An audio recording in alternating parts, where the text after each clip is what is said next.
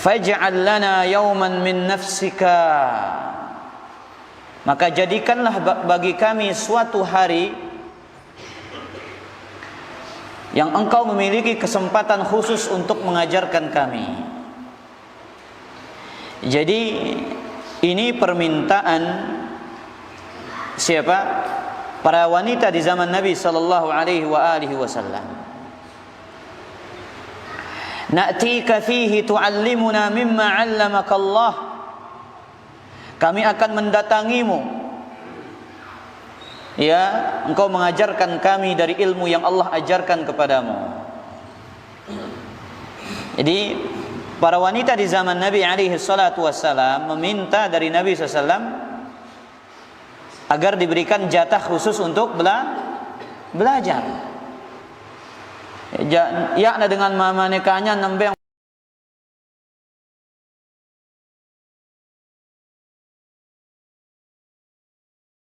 deka. Yakna dengan mama nikahnya nembeng dengan para wanita saja yang diberikan pelajaran dan ilmu. Kami juga ingin belajar dari engkau wahai Rasulullah.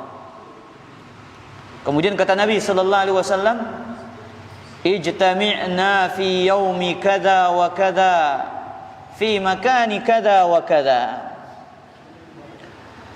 Berkumpullah kalian di tempat ini dan ini, ya, pada hari ini dan ini. Fajtama'na. Kemudian para sahabiyat berkumpul di tempat yang telah ditentukan oleh Nabi sallallahu alaihi wasallam. Fa'atahunna Rasulullah sallallahu alaihi wasallam fa'allamahunna mimma 'allamahu Allah.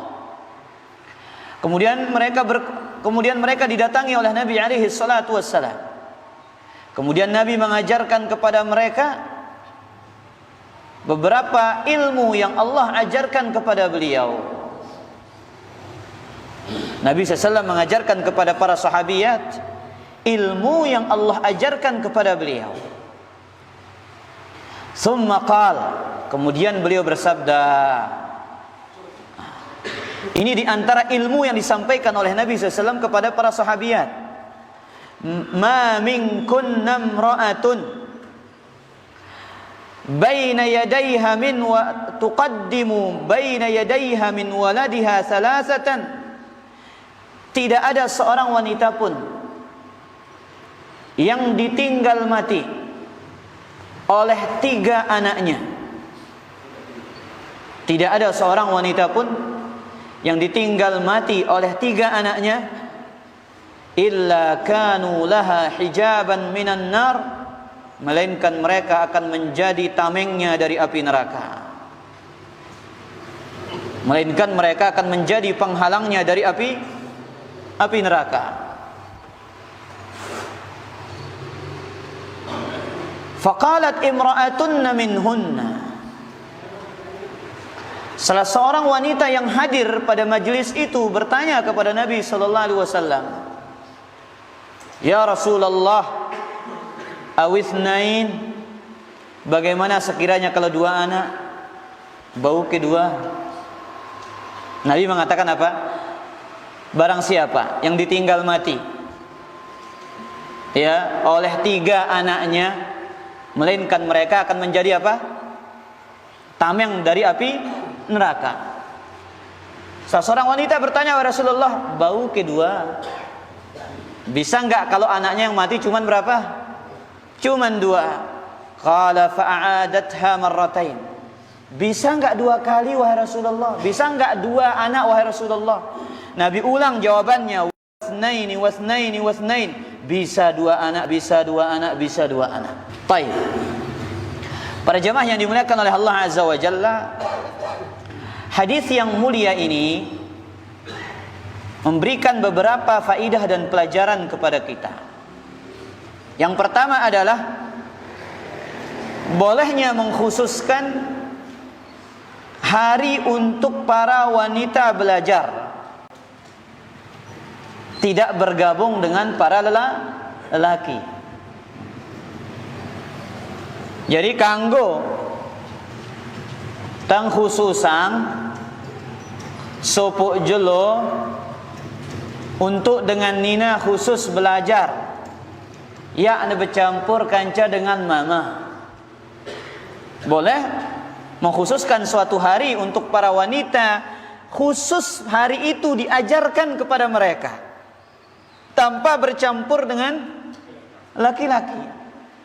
Makanya ya ada kajian khusus namanya kajian muslimah. Nah ini dalilnya. Baik. Itu faedah yang pertama. Kemudian faedah yang kedua, ya, hadis ini juga menunjukkan haramnya tentang ikhtilat, campur baur antara laki-laki dan wanita. Jadi ikhwatal iman azzani Allah wa iyyakum, hukum ikhtilat itu bahasa agamanya. Ya, apa bahasa agamanya? Ikhtilat. Apa artinya? Campur baur antara laki-laki dan wanita. Ini diharamkan oleh Allah Azza wa Jalla. Mana dalilnya? Dalam surat Al-Ahzab ayat ke-53. Allah katakan, wa idza sa'altumuhunna mata'an fas'aluhunna min wara'i hijab. Apabila kalian meminta sesuatu kepada istri-istri Nabi sallallahu alaihi wasallam, mintalah mereka dari belakang tabir. Kenapa? Zalikum atharu liqulubikum wa qulubihinna. Kata Allah Azza wa Jalla, dengan cara yang seperti itu akan menjadikan hati kalian lebih suci dan hati-hati mereka para wanita tersebut. Lihat, ada yang meragukan keimanan hati istri-istri Nabi SAW? Tidak ada yang meragukan. Ada yang meragukan keimanan para sahabat? Tidak ada. Tapi lihat, Allah perintahkan para sahabat ketika meminta sesuatu dari istri Nabi sallallahu alaihi wasallam, mereka meminta dari belakang tabir. Taib. Kemudian juga Nabi sallallahu alaihi wasallam di tempat yang paling dicintai oleh Allah, yaitu di masjid,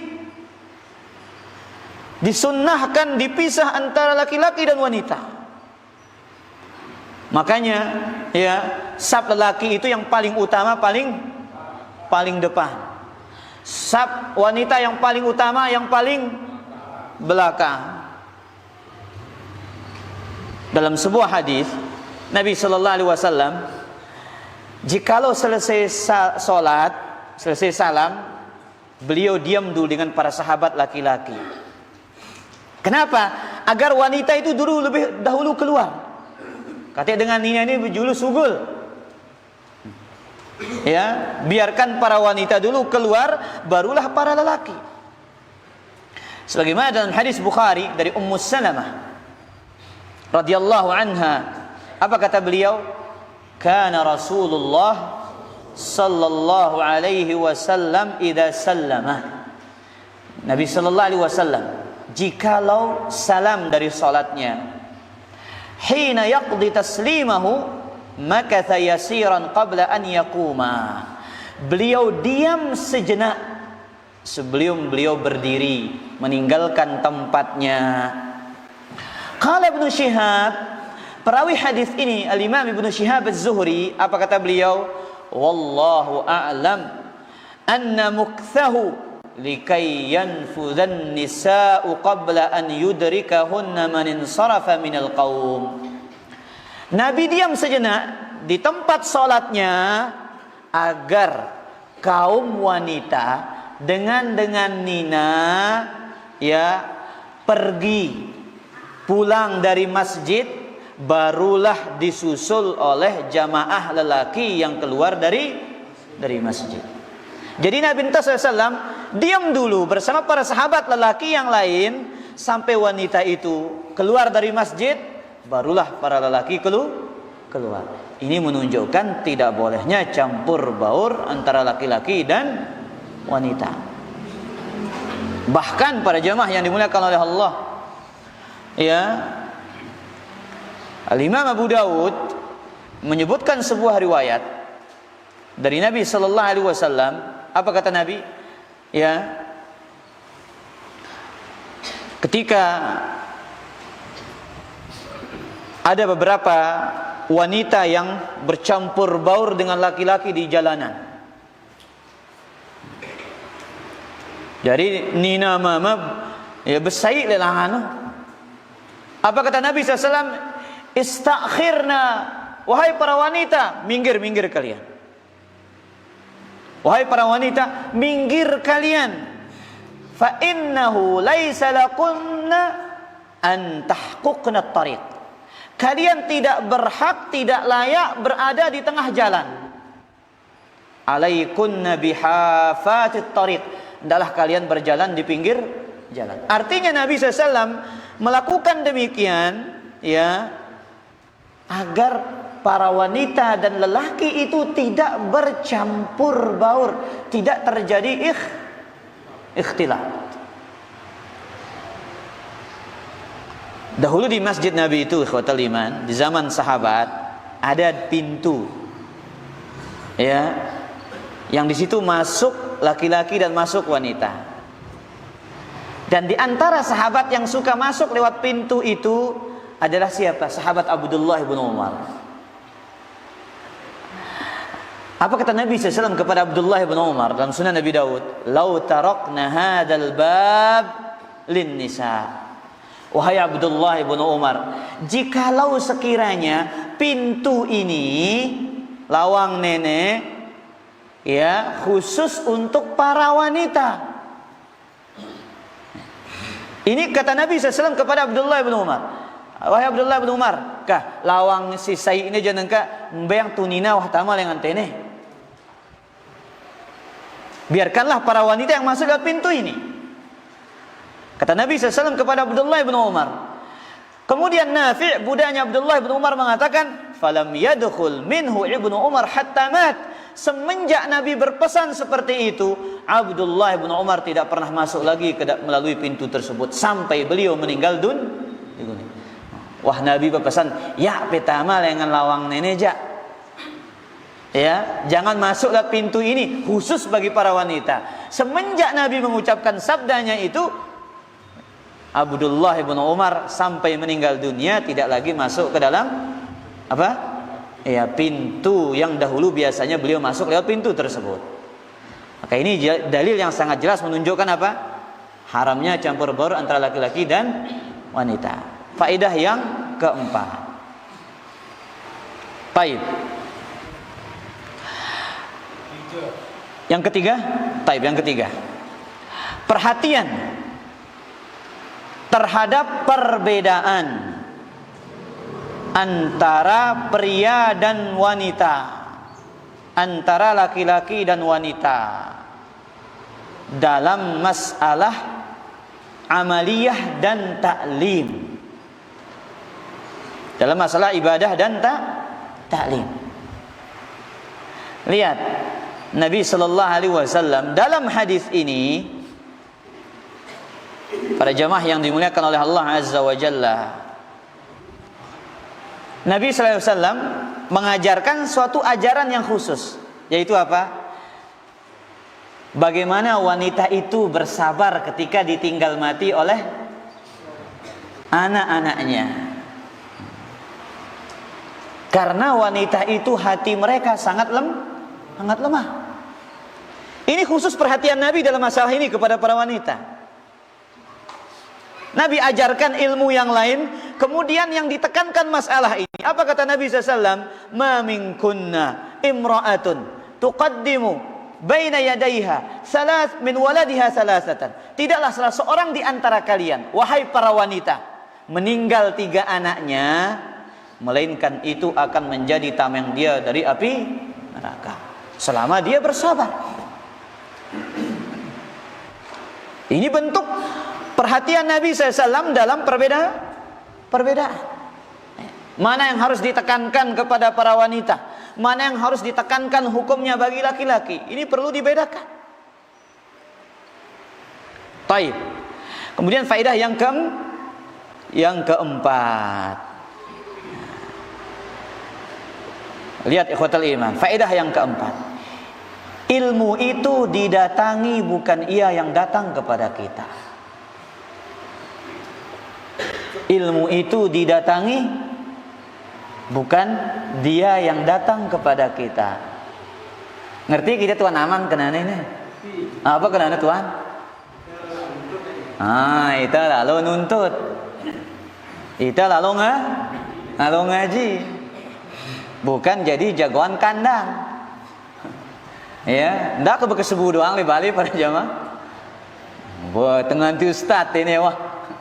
Biyakah datengin itu wah mana? Lihat, para wanita ini datang minta jadwal kepada Nabi SAW.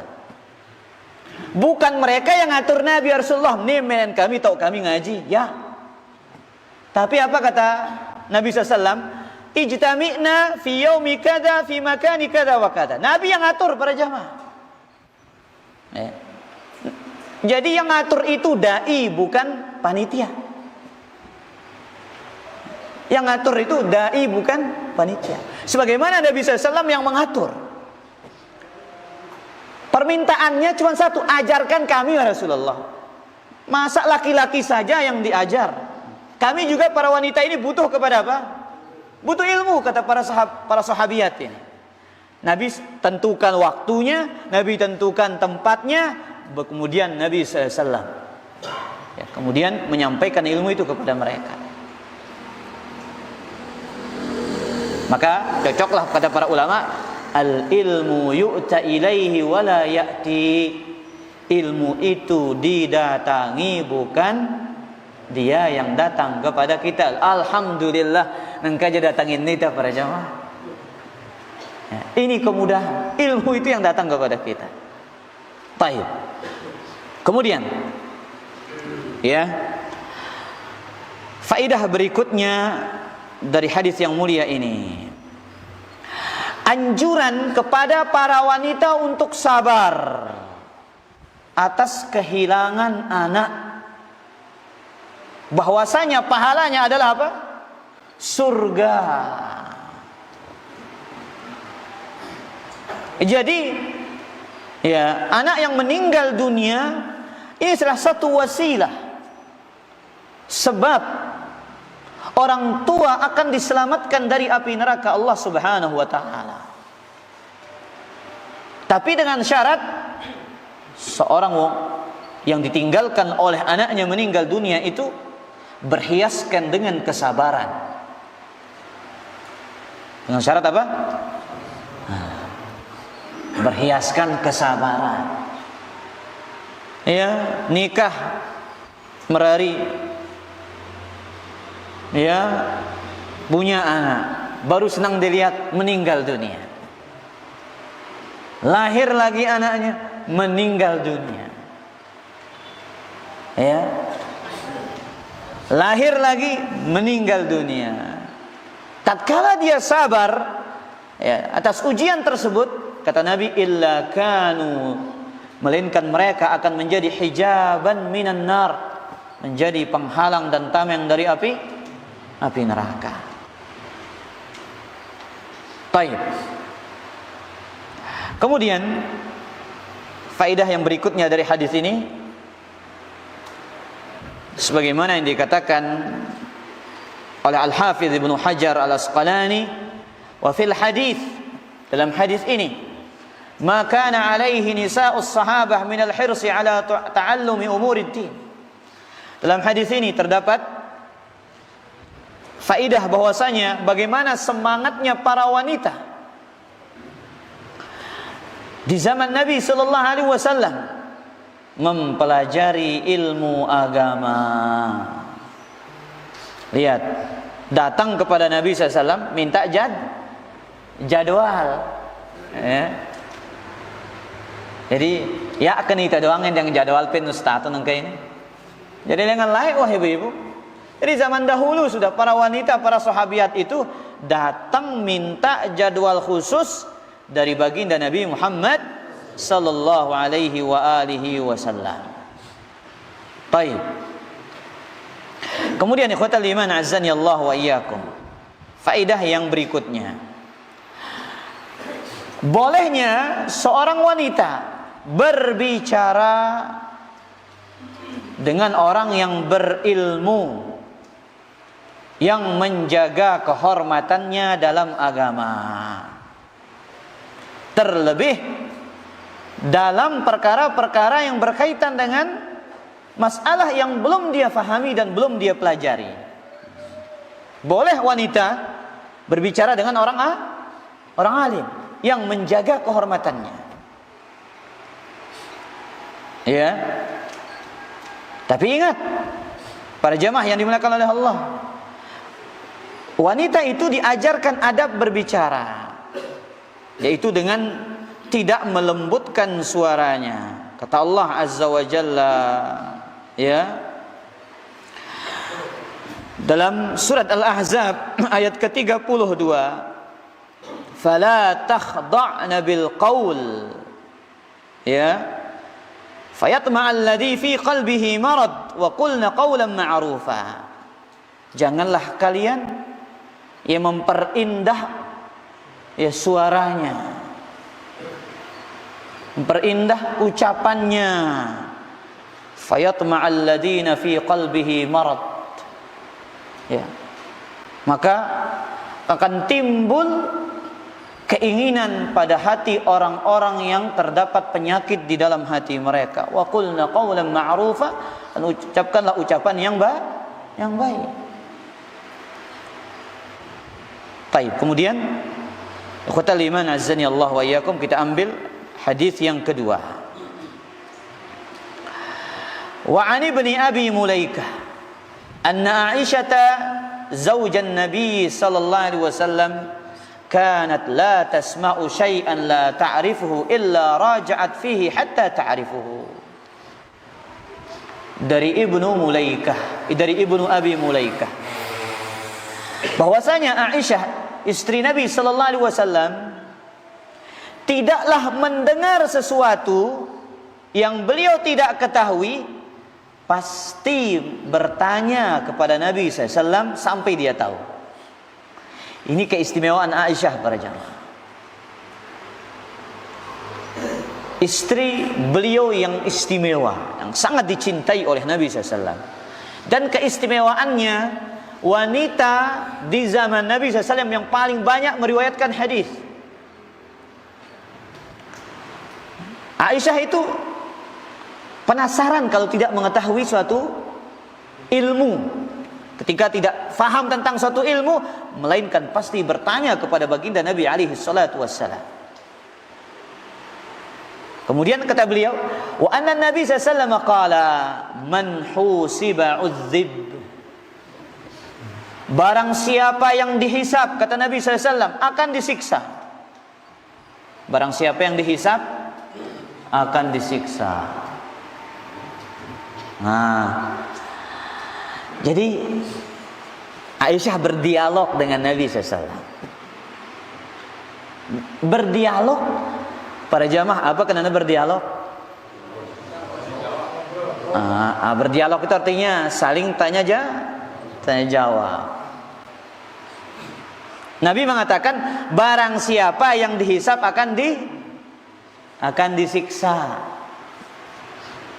Memang mikas. Ya naruh Anda sakit ruan. Abu Sayyaf. Ya, apa kata Nabi SAW? Barang siapa yang dihisab akan disiksa. Ayai tahisab agin tersiksa isi Allah.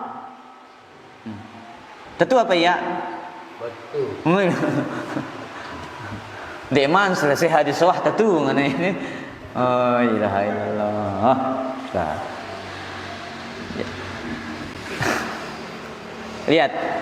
Jadi Aisyah punya ilmu ketika mendengar sabda Nabi ini. Barang siapa yang dihisab akan disiksa. Apa kata Aisyah? awalaysa yaqulullahu ta'ala, bukankah Allah telah berfirman wahai Rasulullah? Apa firman Allah? Fasaufa yuhasabu hisaban yasira, sesungguhnya ia akan dihisab dengan hisab yang mudah. Nabi kan ana niki para jamaah. Apa maksudnya ucapan Aisyah ini?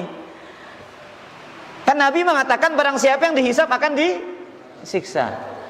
Ndak keberlawanan ayat ini dengan sabda pelungguh. Apakah tidak bertentangan ayat ini dengan sabda Nabi Muhammad sallallahu alaihi wasallam?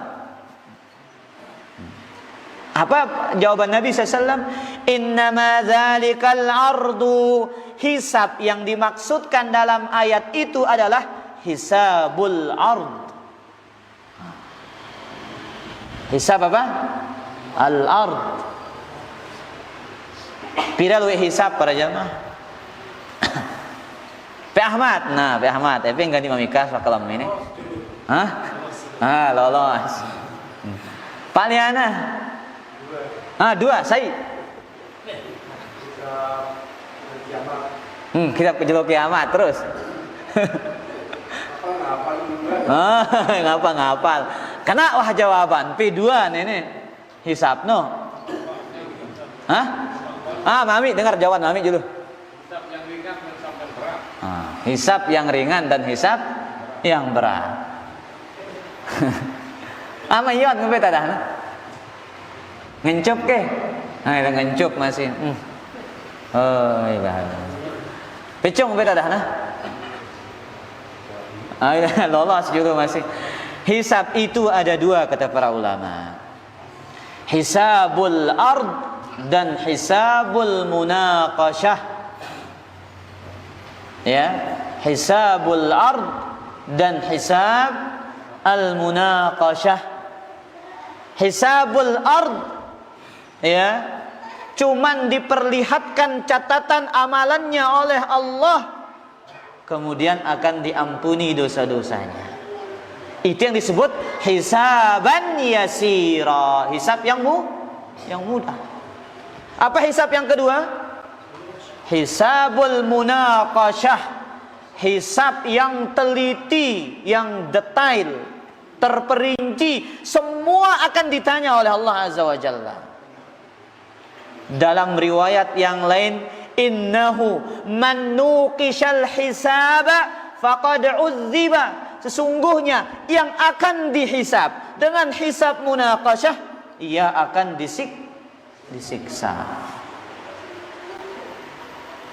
Abu, pira hisab?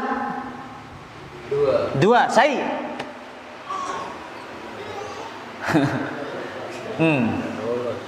Lolos. Lolos. 2 lalu lolos. Berarti kurang makan rem ini. Pak Ahmad pira? Saya. Dengar Abu. Hisabul ard atau hisab yang yang kedua? Ini hisabul munakasah. Hisabul munaqashah. Yang teliti dan detail. Hisab yang teliti dan pira Bu? 2. Saya. Pepat. Enggak, pira pepat. 2 saya. Oh, ilah. Hisabul ard, hisab yang mudah. Yang kedua hisabul munaqashah. Jelas tuan aman? Taib, kita lanjut. Udah jelas dilanjut wah.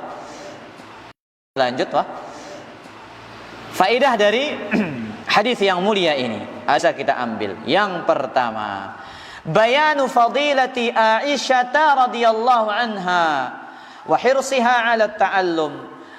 Penjelasan keutamaan istri Nabi sallallahu alaihi wasallam, Aisyah, bahwasanya ia adalah wanita yang sangat semangat dalam menuntut ilmu. Maka ada berkataan ini. Berapa riwayatnya? Riwayat Aisyah dari Nabi SAW. Kah, para jamaah? Berapa?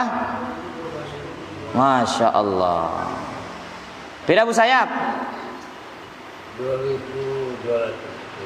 2.200. Masya Allah.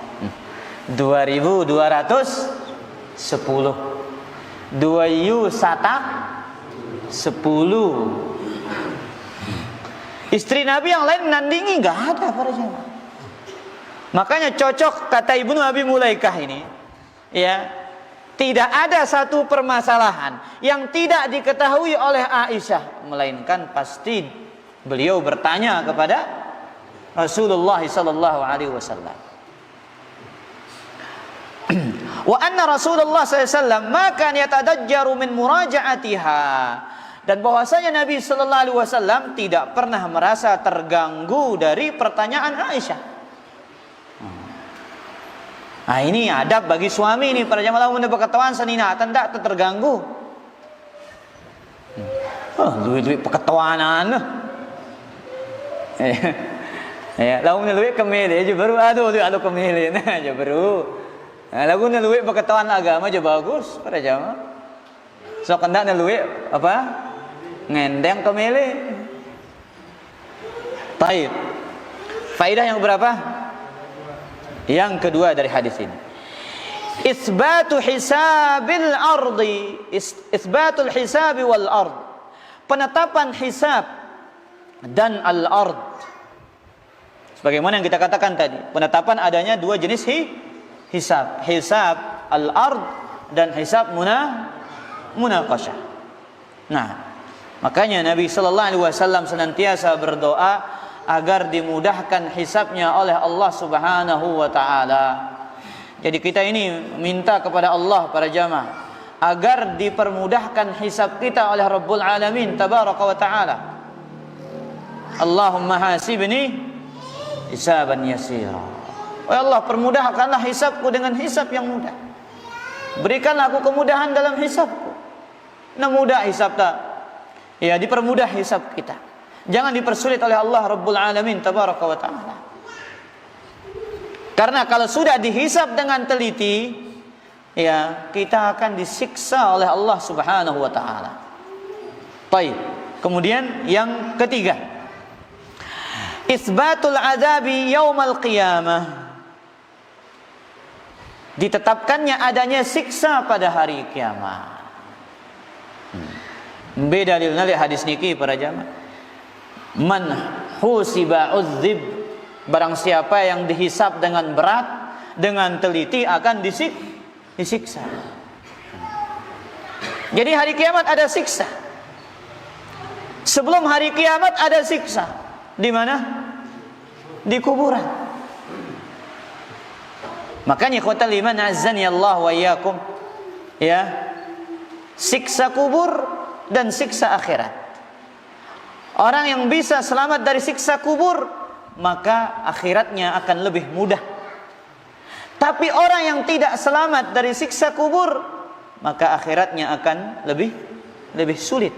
Sebagaimana yang dikatakan oleh sahabat Utsman radhiyallahu taala anhu yang menukilkan sabda Nabi sallallahu alaihi wasallam, innal qabra, ya, sesungguhnya kuburan itu awwalu manazilil akhirah, tempat persinggahan pertama menuju akhir. Faman naja minhu fama ba'dahu aisar, yang selamat dari siksa kuburan ini, maka apa yang akan datang pada hari kiamat itu akan lebih mudah. Baik. Yang keberapa? Yang keempat, jawazul munazarati wa muqabalati sunnah bil kitab biqasdil bahsi anil haqqi wat ta'allumi ma'at ta'addubi fit tarh.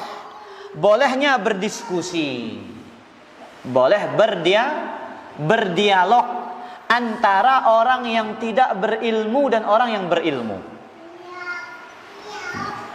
antara orang yang kurang ilmunya dengan orang yang lebih berilmu. Bu Sayyaf, kanggo napa? Berdialog. Ya berdiskusi dengan si kurang ilmuna kanca, si lebih ilmuna. Dan boleh mempertentangkan sunnah dengan hadis dengan tujuan untuk mencari kebenaran. Ingat, boleh mempertentangkan sunnah dengan hadis, artinya mempertentangkan di sini untuk mencari maknanya. Ingin memahami apa?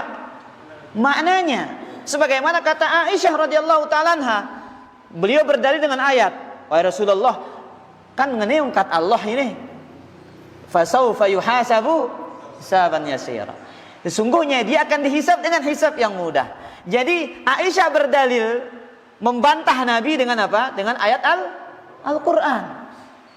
Nah, boleh mempertentangkan Al-Quran dengan hadis, tujuannya mencari kebenaran. Apa maksudnya? Bertentangan atau tidak? Ya, ma'at ta'addubi, disertai dengan adab. Ya. Ingat, kalau kita bertanya kepada orang yang berilmu, bertanya dengan adab. Mana adabnya bertanya para jamaah? Mencari kebenaran. Nah, sebagaimana Aisyah di sini berdialog dengan Nabi SAW, tujuannya mencari kebenaran. Itu tujuan kita bertanya. Bertanya bukan ingin mengetes. Bertanya bukan ingin menguji. Bertanya bukan ingin mendebat. Bertanya bukan ingin mencari-cari keringanan. Karena ada sebagian penuntut ilmu para jamaah, satu ingin mendebat. Yang kedua ingin apa? Mencari keringanan. Makanya kata para ulama kita, man tatabba'a zallatil ulama, man tatabba'a zallatil ulama, barang siapa yang mencari ketergelinciran para ulama, ijtama'a fihi syarru kulluhu, maka berkumpul pada dirinya seluruh kejelekan. Baik. Kemudian yang keberapa? Ya, faedah yang terakhir, faedah yang kelima, tafawutun nasi fil hisab yaumal qiyamah. Perbedaan tingkatan hisab manusia pada hari kiamat. Jadi hisab kita ini nanti berbeda-beda, mayon. Arak si muda, arak si sekat. Ada yang sulit, ada yang mudah hisabnya. Subhanallah. Dan ikhwatal iman azzani Allah wa iyyakum, nanti kita ini semua akan menunggu hisab. Makanya Nabi sallallahu alaihi wasallam menggunakan asy-syafa'atul uzma, syafaat yang paling besar. Untuk apa? Agar manusia segera dihisab. Nabi sallallahu alaihi wasallam bersujud kepada Allah azza wa jalla, memujinya dengan berbagai macam sanjungan dan pujian. Barulah Allah mengatakan, ya Muhammad irfa' ra'sak wasal tu'tah washfa' tushaffa'. Wahai Muhammad, angkatlah kepalamu, mintalah engkau akan diberikan. Berilah syafaat, engkau telah diberikan izin untuk memberikan syafaat. Ya, semua nabi sudah angkat tangan pada saat itu. Ya, karena seluruh makhluk, seluruh manusia berkumpul di dalam satu padang menunggu datangnya hisab dalam jangka waktu yang begitu lama. Ya, akhirnya datang kepada ulul azmi minar rusul. Ya, Nabi Adam mental, Nabi Nuh mental, Nabi Musa mental, Nabi Isa mental. Semua mental. Apa kata Nabi SAW? Ana laha, syafaat ini adalah milikku. Dan manusia nanti ikhwatal iman, tingkatan hisab mereka berbeda-beda. Dan kita harus beriman, ya, ketika Allah menghisab manusia ini, hisab Allah azza wa jalla sangatlah cepat. Antum bayangkan, manusia yang pertama sampai manusia yang terakhir, kita tidak tahu berapa jumlahnya, tapi Allah sanggup akan menghisapnya. Makanya Allah katakan innallaha sari'ul hisab. Sesungguhnya Allah itu sangat cepat hisabnya. Maha cepat hisabnya Allah Azza wa Jalla. Makanya Allah katakan, semua kita ini akan datang dalam keadaan sendiri-sendiri kepada Allah Subhanahu wa taala. Mempertanggungjawabkan semua amal kebajikan kita di dunia dan di akhirat. Jadi kita ini nggak akan pertanggungjawabkan apa? Kejelekan orang lain. Ingat ini para jamaah, kecuali ya, kayak status saya ini sebagai pengajar ilmu agama yang mengajarkan ilmu, saya punya tanggung jawab yang besar. Setiap orang-orang yang mengajarkan ilmu agama, dia punya pertanggungjawaban yang besar di sisi Allah Azza wa Jalla. Kenapa? Kalau saya mengajarkan kesalahan, saya akan memikul dosa antum juga. Ini berat para jamaah, kami ini berat. Bukan dosa saya pribadi saya akan tanggung, dosa pelungguh juga. Ini mengerikan. Makanya ketika ada seorang yang salah dalam fatwanya, salah dalam menyampaikan hukum, bukan suatu bukan hal yang memalukan apabila seorang suatu aib, bukan suatu yang memalukan. Kenapa? Pertanggungjawaban yang sangat besar di sisi Allah Subhanahu wa taala. Baik. Kemudian para jemaah yang dimuliakan oleh Allah Azza wa Jalla.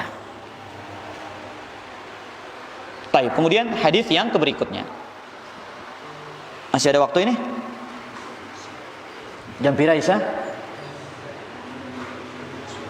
Lebih 30.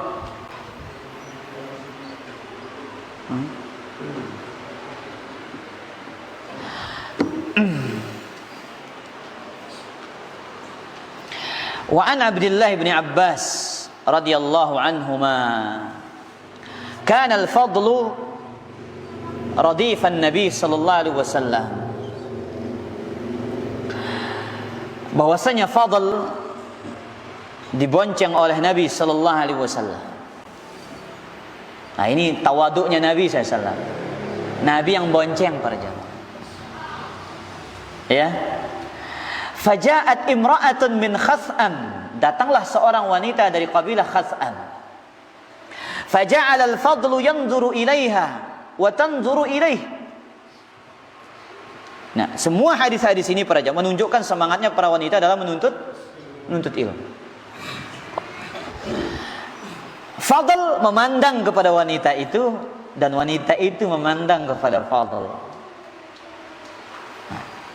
Jadi para jamaah yang dimuliakan oleh Allah, ya, wanita ini datang kepada Nabi SAW. Pada sahabat itu sedang dibonceng oleh siapa? Oleh Rasul SAW.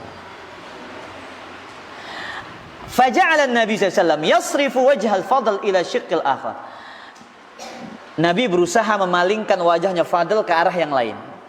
Karena apa? Fadl terus ngelihat wanita ini. Ini menunjukkan bahayanya fitnah wanita.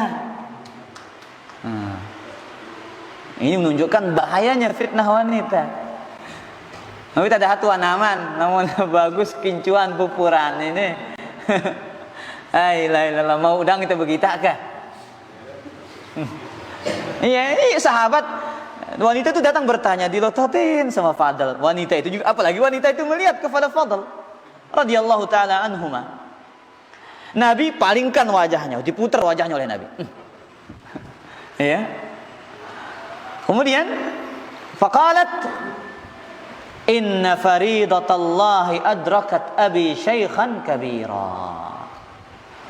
Sesungguhnya kewajiban Allah telah mendapati bapakku pada usianya yang telah tua. Kewajiban apa maksudnya? Kewajiban haji. Jadi wanita ini bertanya tentang kewajiban bapaknya yang sudah wajib haji. La yasbutu 'ala rahilah, tapi dia tidak mampu ya berada di atas hewan tunggangan, tidak bisa memakai kendaraan. Wah, tawak lalu, wah tuloka. Ya ada tahu ya tokol di atas ketunggangan kendaraan. Afa ahujju anhu apakah aku boleh menghajikannya? Apa jawaban Nabi SAW? Qala na'am. Iya, engkau boleh menghajikannya. Wa dzalika fi hajjatil wada, dan itu pada haji wada. Baik. Beberapa faedah yang bisa kita petik dari hadis ini. Yang pertama, fihi jawazu kalamul mar'ati wa sama'i sautiha lil ajanib inda darurah. Hadis ini menunjukkan bolehnya wanita berbicara dengan laki-laki dan mendengar suaranya dalam kondisi yang dibutuhkan dan kondisi yang sangat mendesak. Hadis ini menunjukkan bolehnya wanita berbicara dengan bukan mahramnya.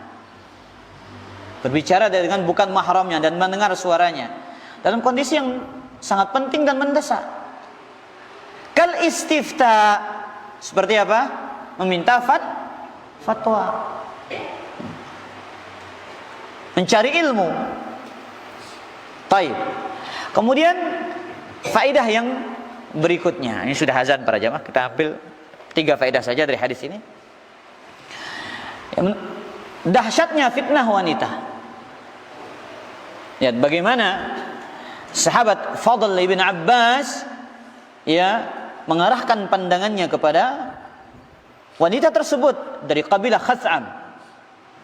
Maka ini menunjukkan ikhwatal iman azzani Allah wa iyyakum, seorang lelaki sesoleh apapun dia jangan coba-coba mendekati fitnah wanita. Sesoleh apapun laki-laki jangan mencoba-coba untuk mendekat kepada fitnah wanita. Kenapa para jamaah?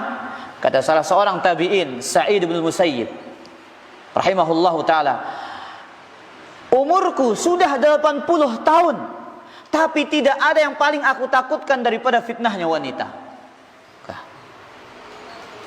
Umur 80 tahun, lagu ndek narak si paling takutangna melainkan apa? Daripada fitnah wanita. Makanya cocok kata Nabi sallallahu alaihi wasallam, "Ma taraktu ba'di fitnatan hiya adarru 'ala ar-rijali minan nisa." Tidak ada fitnah yang paling besar daripada fitnah yang aku tinggalkan bagi laki-laki daripada fitnah wanita. Baik.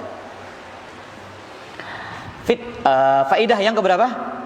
Yang terakhir, faedah yang ketiga dari hadis yang mulia ini. Hadis ini menunjukkan bahwasanya boleh bagi seseorang untuk menggantikan orang lain dalam urusan ibadah haji, dengan syarat yang menggantikan berhaji ini sudah berhaji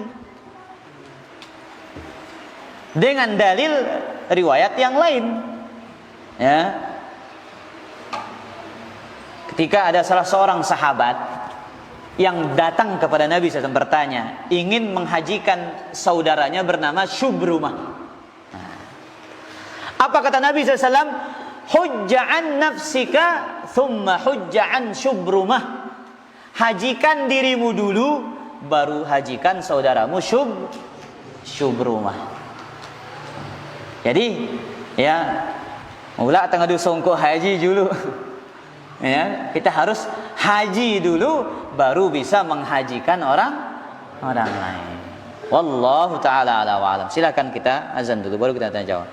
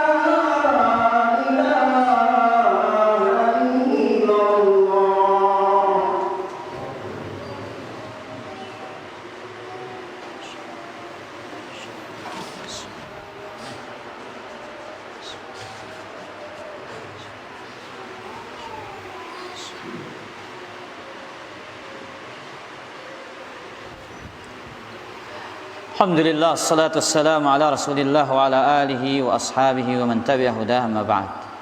Silakan ada yang bertanya. Saya. Nah, orang wanita, orang laki ini terus. Nah, tidak menyampurkan, tidak boleh dicampurkan. Dicampurkan wanita. Terus. Apakah dia pertanyaan ini? Kalau dia tidak dicampurkan orang wanita, orang laki ini, kumbina pokna atau sholat ki, atau menyampur orang laki di anak tidak boleh. Tapi pertanyaannya Bu Sayap ini, apakah dalam masalah sholat tidak boleh dicampur laki-laki dan wanita? Bukan hanya dalam sholat, dalam menuntut ilmu juga tidak boleh dicampur. Ya, belajar tidak boleh ya satu kelas laki-laki campur wanita. Ini ikhtilat, tidak boleh. Acara walimah pernikahan juga tidak boleh campur laki-laki dan wanita. Ingat para jamaah, masalah sholat di tempat yang paling mulia, di rumah Allah saja disuruh pisah antara laki-laki dan perempuan, apalagi di tempat yang lain. Ya, jelas Abu? Jelas. Iya. Makanya lihat, pasar itu tempat yang paling dibenci oleh Allah. Kenapa? Campur gaur. Ya. Nah, Allah Ta'ala a'lam. Lanjut. Lanjut orang saya. Apakah dia kalau dia bareng istrinya kamu jadi campur? Ilah. Ya. Apakah suami dan istri boleh campur? Nah, jawang li, wah aja. Ya. Jadi kalau istri dan wanita bukan dicampur lagi. Ya, Abu Sayap. Dan ya kanggo dicampur. Ya, karena belum ada istri. Wallahu taala ala wa alam. Sairun. Ada yang pertanyaan lain? Pak Ahmad biasanya. Jadi kalau kita melihat salah satu faedah hadis sedikit, berarti kebebasan emansipasi wanita itu tentang menuntut ilmu sudah ada dari zaman Rasulullah SAW. Namun di Indonesia ini terlihat baru-baru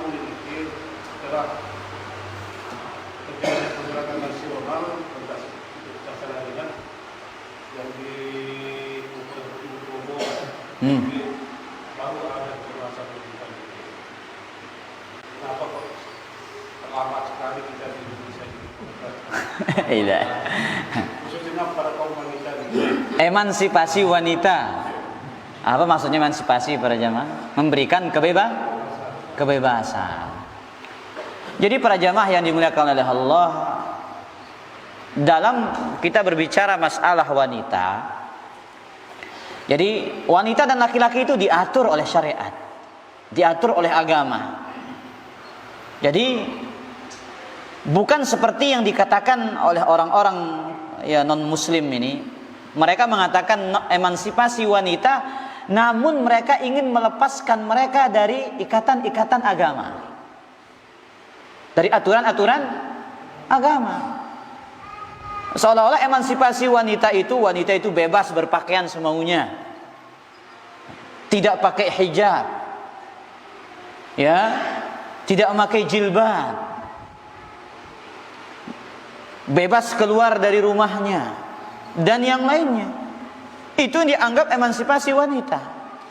Apakah emansipasi wanita memberikan kebebasan kepada para wanita seperti yang dikatakan oleh orang-orang barat itu? Apa kata mereka para jamaah? Ya lihat sekarang. Iklan yang ada nih. Wanita atau laki-laki kebanyakan? Perempuan. Mau iklan ya sabun, mau iklan ini, iklan itu, kebanyakan apa? Para wanita. Itu bukan memuliakan wanita, bukan memberikan kebebasan kepada para wanita, tapi itu sebagai bentuk melecehkan mereka. Sejatinya memuliakan mereka itu adalah dengan apa? Dengan aturan-aturan agama. Wanita pakai hijab agar terlindung, agar terjaga dari pandangan-pandangan mata yang tertuju kepadanya, yang menginginkan kejelekan dan keburukan.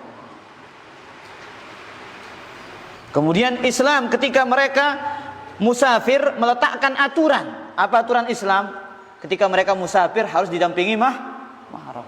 Wanita itu dijaga betul dalam Islam ini para jamaah. Dia mulia, nggak boleh sembarangan dia bepergian jauh tanpa harus ada pengawal. Dan pengawalnya nggak boleh yang asing-asing, harus yang dari pihak mahramnya yang terdekat dengan dia. Bahkan dalam haji pun, pergi ibadah umrah disyaratkan dengan apa? Dengan mahram. Itu bentuk Islam memuliakan para wanita, bukan memuliakan dengan cara-cara yang digembar-gemborkan oleh orang-orang non-muslim. Ya, berpakaian bebas, ya itu dikatakan emansipasi wanita. Ya, boleh keluyuran ke sana kemari, ya, dan yang lainnya dengan melanggar aturan-aturan agama, itu yang dikatakan memberikan kebebasan. Iya, Islam memberikan kebebasan yang sesuai dengan aturan. Wallahu ta'ala a'lam wa a'lam. Silakan. Tadi dijelaskan bahwasanya Nabi Sallallahu Alaihi Wasallam ketika selesai sholat dia menunggu sejenak dulu jamaah perempuan untuk di sini. Apakah bisa juga menjadi dalil bahwasanya anjuran para wanita untuk sholat berjamaah? Baik. Pertanyaannya bagus para jamaah. Riwayat Abu Daud tadi, Nabi Sallallahu Alaihi Wasallam ya selesai salam itu menunggu sejenak, menunggu sejenak sampai wanita duluan keluar, barulah Nabi dan para sahabat keluar. Apakah hadis ini menjadi anjuran bagi para wanita untuk salat berjamaah? Tentu tidak. Hadis ini adalah hujjah, dalil tentang apa? Tidak diperbolehkannya campur baur antara laki-laki dan wanita. Tapi hadis ini juga menunjukkan bolehnya wanita sholat di mana? Di masjid. Adapun hukum asalnya, wanita itu lebih utama sholat di mana? Di rumah. Sebagaimana dalil-dalil yang lain.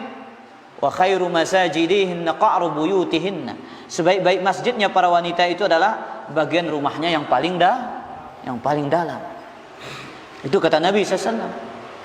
Sebagaimana kisah salah seorang wanita yang datang kepada Nabi SAW, wahai Rasulullah, saya kepengen sholat bersama engkau wahai Rasulullah.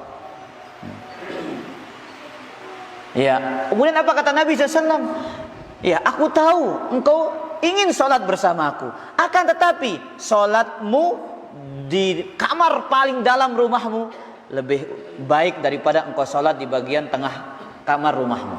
Sholatmu di kamar tengah rumahmu lebih utama daripada engkau sholat di kamar depan rumahmu. Sholatmu di kamar depan rumahmu lebih baik daripada sholatmu di masjid kampungmu. Sholatmu di masjid kampungmu lebih baik daripada sholat di masjidku. Itu kata Nabi Sallallahu Alaihi Wasallam. Ya, menunjukkan hukum asalnya para wanita itu sholat di mana?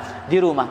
Tapi di masjid hukumnya boleh, sebagaimana dalam hadis yang sahih riwayat Bukhari dan yang lainnya, la tamna'u ima Allah masajid Allah. Janganlah kalian mencegah para wanita untuk datang ke rumah Allah.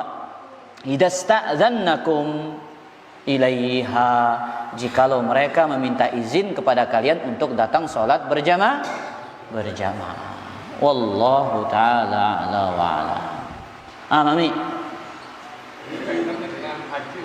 Dengan haji. Itu bagaimana hukumnya perempuan pinjam mahram? Pinjam mahram. Bagaimana hukumnya pinjam mahram? Singgah. Bagaimana hukumnya pinjam mahram katanya. Jadi ikhwatal iman azan ya Allah. Memang sebagian para ulama membolehkan pergi berhaji bersama sekelompok orang yang dia merasa aman di sana. Nah, memang itu ada pendapat para ulama dan itu disebutkan dalam madhab Syafi'i. Ya, selama dia merasa aman dengan apa? Kelompok tersebut, boleh dia pergi berhaji. Itu bahasanya, tapi bukan minjam apa? Bukan minjam mahram. Tapi pendapat yang lebih kuat adalah apa? Wajibnya menggunakan mahram dengan dalil-dalil yang sahih. Ya, musafir biasa saja diwajibkan mahram, apalagi dalam rangka ibadah. Nah, wallahu taala ala wa ala. Baik, demikian kajian kita pada kesempatan malam ini. Kajian pada malam berikutnya insyaallah di Masjid As-Sunnah Lendang Nangka insyaallah taala. Subhanakallahumma rabbana bihamdika asyhadu an la ilaha illa anta astaghfiruka wa atubu ilaik. Assalamualaikum warahmatullahi wabarakatuh. Ahibati fillah, kita akan diberikan bersaf-saf di hadapan Allah